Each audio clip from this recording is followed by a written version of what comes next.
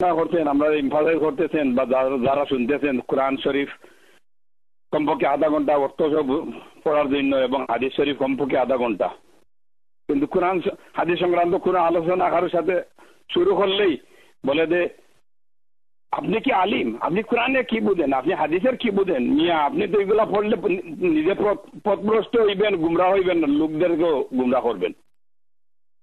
এগুলা আলিম উলামা ছাড়া এগুলা ইয়ে করা ঠিক না। আপনি কোরআনে কি বুঝেন, এইভাবে বললিয়া মানুষগুলারে আরো বিমুখ করতেছে কোরআন হাদিস জানা সম্বন্ধে। এই ব্যাপারে একটু আপনি আমাদের ভালোভাবে বুঝিয়ে দেন কোরআন হাদিস অনুসারে। আলহামদুলিল্লাহ, ওয়াসসালাতু ওয়াসসালামু আলা রাসূলিল্লাহ ওয়া আলা আলিহি ওয়া আসহাবিহি ওয়া মান ওয়ালা। জি, কোরআন হাদিস পড়তেই হবে, এর কোনো বিকল্প নেই। কারণ আল্লাহ তাআলা প্রথম ওহী করেছেন যে পড়ো, আল্লাহ তাআলা ঈমানের পূর্ব শর্ত করেছেন জ্ঞান অর্জন করো, এই জন্য পড়তেই হবে। আর যে কথাটা আমাদের ভাইরা বলেন সেটা আসলে ইসলামের কোনো কথা না, এটা আসলে ইসলামের কোনো কথা না, এটা হিন্দু ধর্মের কথা। হিন্দুরা তাদের ব্রাহ্মণ সম্পর্কে এমন উক্তি করে থাকেন,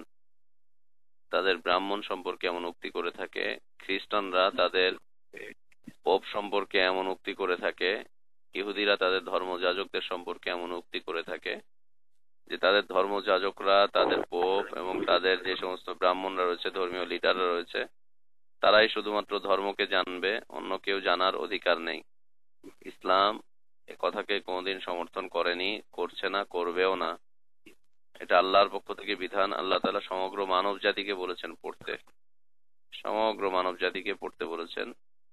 যারা আল্লাহকে স্রষ্টা হিসেবে বিশ্বাস করে তাদের প্রতি আল্লাহর পক্ষ থেকে নির্দেশ যে কোরআন পড়লে কেউ কোনোদিন গোমরাহ হয় না। কারণ আল্লাহ বলছেন যে কোরআন হচ্ছে হেদায়েতের একমাত্র বাণী, এ কোরআন হচ্ছে হেদায়েতের সর্বশ্রেষ্ঠ কিতাব, এ কোরআন সর্বশ্রেষ্ঠ এবং সর্বশেষ কিতাব।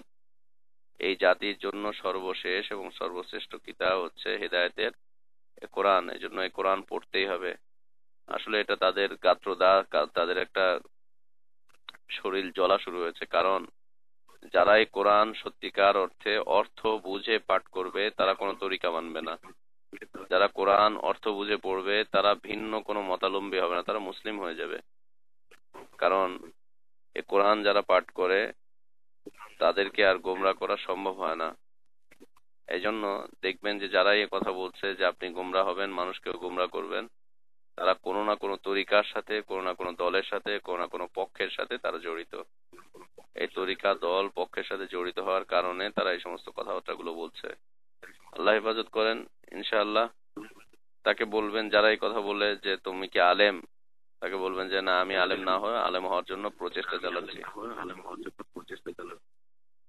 আমি আলেম হওয়ার জন্য প্রচেষ্টা চালাচ্ছি, আমি কাজ করছি। ফোনগুলোকে মিউটে দেই প্লিজ, প্রশ্ন করার পরে ফোনটা যাতে মিউটে থাকে। জাযাকাল্লাহ। আমরা বলতে চেষ্টা করি যে হ্যাঁ, আমরা বলতে চেষ্টা করি যে আমরা আলেম না হলে আলেম হওয়ার জন্য প্রচেষ্টা চালাচ্ছি। ইনশাআল্লাহ আমরা আলেম হতে পারবো। আমরা প্রচেষ্টা চালাচ্ছি, যে যত বেশি কোরআন পড়বে সে তত বেশি আলেম হবে, যে রসুলের যত বেশি হাদিস পড়বে সে তত বড় আলেম হবে। স্বয়ং রসুল নিজেও আলেম ছিলেন না, সাহাবীরা কেউ আলেম ছিলেন না, তারা রসুলের কাছে পড়ে পড়ে ইলম শিখেছেন। পুরো ইসলামটাকে আল্লাহ তাআলা জ্ঞান হিসেবে উল্লেখ করেছেন, পুরো ওয়াহিটাকে আল্লাহ তাআলা জ্ঞান হিসেবে উল্লেখ করেছেন। অতএব জ্ঞান অর্জন না করলে কি করে ইসলাম জানবো? জ্ঞান অর্জন না করলে কি করে আমরা হিদায়াত জানবো? জ্ঞান অর্জন না করলে কি করে আমরা দ্বীনকে বুঝবো, ওয়াহিকে কি করে বুঝবো? যারাই বলে আপনি কি আলেম, বলবেন যে হ্যাঁ আমি আলেম হওয়ার জন্য প্রচেষ্টা চালাচ্ছি, আমি এখন ছাত্র, আমি ইলম অর্জন করার জন্য চেষ্টা করছি, আসো তুমিও করো, তুমিও আলেম হয়ে যাবে ইনশাআল্লাহ। জি।